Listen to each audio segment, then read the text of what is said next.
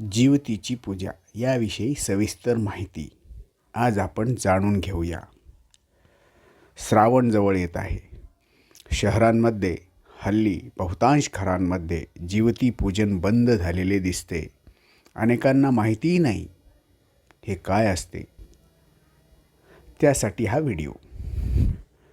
जीवतीच्या प्रतिमेचे पूजन आणि त्याचा अर्थ. कोण ही जीवती? हिच्या पूजनाचा हेतू काय असतो?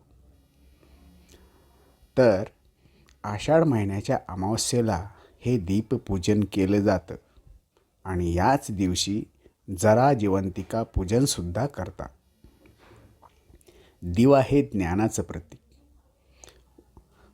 वृद्धीचं प्रतीक, अज्ञानाचा नाश करून ज्ञानाकडे जाणाऱ्या मार्गांचा मुख्य आधार म्हणजेच दीप.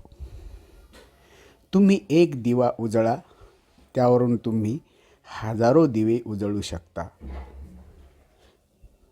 त्यामुळेच याला वंशवृद्धीचं प्रतीक देखील मानले जाते. या प्रतीकाचं पूजन म्हणजेच दीपपूजन. दुसरी पूज्य देवता म्हणजे जीवती. जीवतीची प्रतिमेच्या रूपात पूजा केली जाते. संपूर्ण श्रावण महिना या प्रतिमेचं पूजन मातृशक्तीकडून केलं जातं व आपल्या अपत्यांच्या मंगलतेची प्रार्थना केली जाते. ही प्रतिमा विशेष अर्थपूर्ण आहे. या एकाच प्रतिमेत 4 वेगवेगळ्या देवतांच्या वरवर पाहता परस्परांशी संबंध नसलेल्या स्वतंत्र प्रतिमा आहेत. संपूर्ण महाराष्ट्रात याच प्रतिमेचे पूजन केले जाते. यातील एकही प्रतिमा बदललेली दिसत नाही. काय रहस्य असेल या प्रतिमा क्रमाचे? जीवती प्रतिमेत प्रथम नरसिंह, नंतर कालिया मर्दन करणारा श्रीकृष्ण, मध्यभागी मुलांना खेळवणाऱ्या जरा जिवंतिका आणि सगळ्यात खाली बुध बृहस्पती म्हणजेच गुरु यांचा समावेश असतो. याच क्रमात त्यांना पूजले जाते. काय कारणं असावी याची? चला तर बघूया. प्रथम भगवान नरसिंहाचंच का पूजन? भगवान विष्णूंचा चौथा अवतार असलेले नरसिंह आपल्या बाळभक्तांसाठी प्रकट झाले. ही कथा आपणा सर्वांना परिचयाची आहे. बाळ प्रल्हादाचे हिरण्यकश्यपूपासून म्हणजेच दैत्यांपासून रक्षण करणे याच मूळ उद्देशाने भगवंताने हा अवतार धारण केला. बालकांचा रक्षक आणि बालभक्तासाठी अवतार धारण केलेली देवता म्हणून भगवान नरसिंह या प्रतिमेत पूजले जातात. म्हणजेच नरसिंह घरात ओढावणाऱ्या आपत्तीपासून बाळाचा बचाव करतात. जसे उंचावरून पडणे, अन्नातून कधी विषबाधा होणे, आगीपासून होणारी हानी इत्यादी. त्यानंतर येतात कालिया मर्दन करणारा श्रीकृष्ण. यातील नाग आणि गोपाळकृष्ण दोन्ही पण श्रावणातील आराध्य दैवत.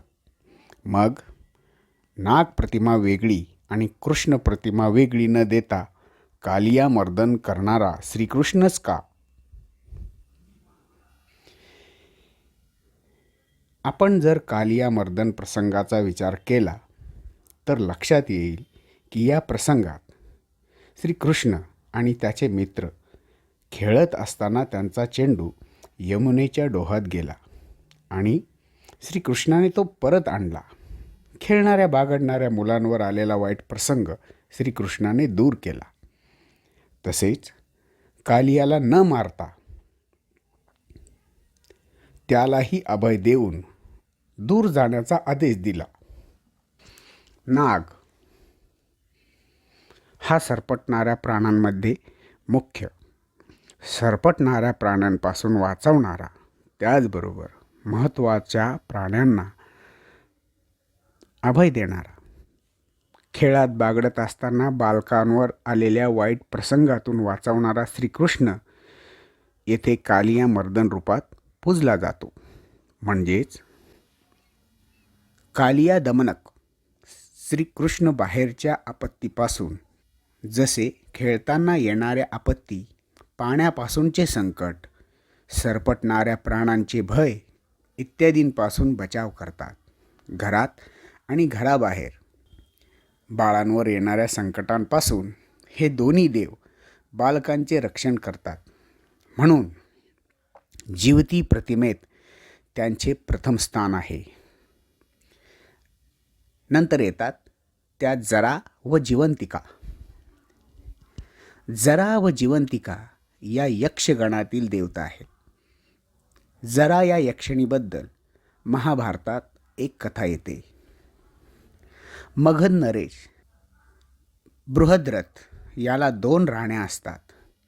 दोन्ही राण्यांवर त्याचे सारखेच प्रेम असते. परंतु राजाला पुत्र किंवा पुत्री काहीही नसल्यामुळे राजा चिंतित असतो. याच सुमारास नगरजवळील उपवनात ऋषी चंडकौशिक आल्याचे राजाला समजते. राजा त्याचे दर्शन घेऊन आपली चिंता प्रकट करतो. ऋषी राजाला प्रसादात आंबा देतात व राणीला खायला द्या म्हणून सांगतात. दोन्ही राण्यांवर समान प्रेम असल्यामुळे राजा आंब्याचे 2 समान भाग करून राण्यांना देतो. कालांतराने दोन्ही राण्यांना पुत्र होतो, परंतु केवळ अर्धा अर्धा. अशा विचित्र आणि अर्धवट अभ्रकांना राजा जंगलात नेऊन टाकतो.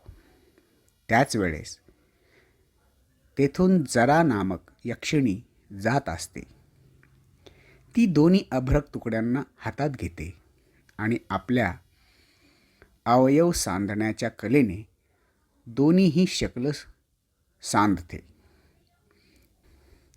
जरा ते सांधलेले अभ्रक संध्या समयास बृहद्रथ राजाला आणून देते.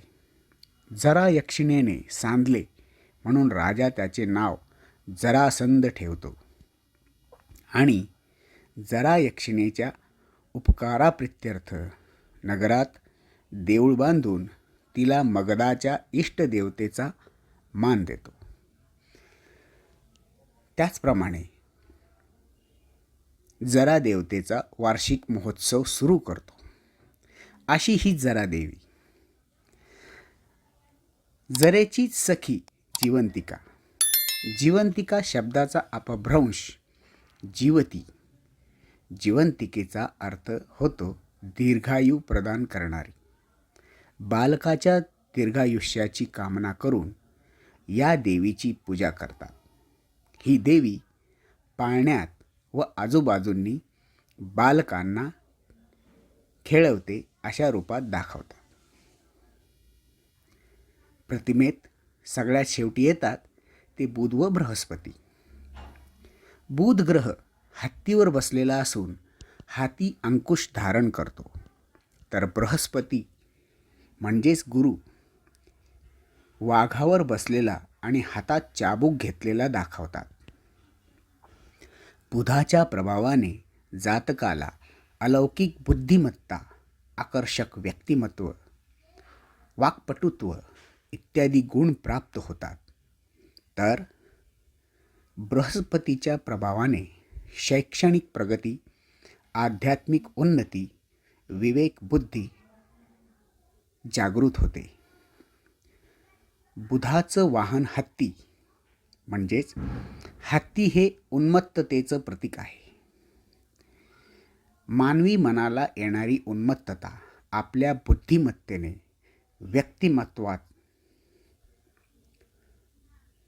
व्यक्तित्वाचा अंकुश घालून आवर घालावा हे बुध प्रतिमेवरून लक्षात येते. बृहस्पतीचं वाहन वाघ हे अहंकाराचा प्रतीक आहे. मानवी मनाला अहंकार लवकर चिटकतो. अहंकार मानवाच्या सर्व प्रकारच्या प्रगतीमध्ये व आध्यात्मिक साधनेतही बाधक ठरतो. त्यावर आपण ज्ञानाच्या गुरुकृपेच्या आशीर्वादाने ताबा मिळवावा हे बृहस्पती प्रतिमा आपल्याला शिकवते. म्हणूनच बुध, बृहस्पती यांना सुद्धा जिवती प्रतिमेत स्थान मिळालं. प्रथम रक्षक देवता, नंतर जन्मलेल्या बालकाचे रक्षण व दीर्घायुष्य देणारी देवता आणि नंतर व्यक्तिमत्व प्रभावित करणारे ग्रहदेवता, असा हा जिवती प्रतिमेचा क्रम आहे.